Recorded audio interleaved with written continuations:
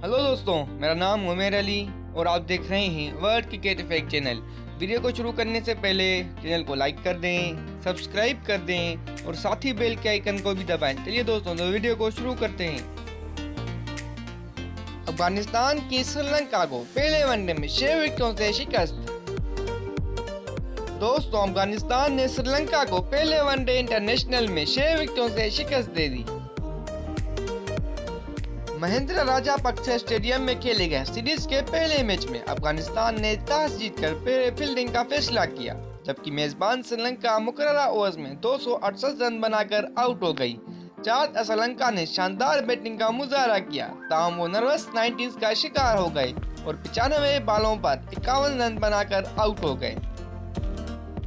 दोस्तों, अफगानिस्तान की फजल फारूकी और फरीद अहमद ने दो खिलाड़ियों को पवेलियन की राह दिखाई।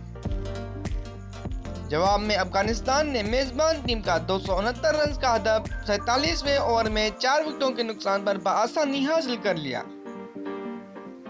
दोस्तों, इब्राहिम ज़ादरान 58 रन बनाकर नर्वस 90s का शिकार हो गए, जबकि रहमत शाह ने 55 रन की इनिंग्स खेली। श्रीलंका की जानिब से कासन नाजेता ने 2, लहरो कुमारा और मथेशा पतिराना ने एक विकेट हासिल की।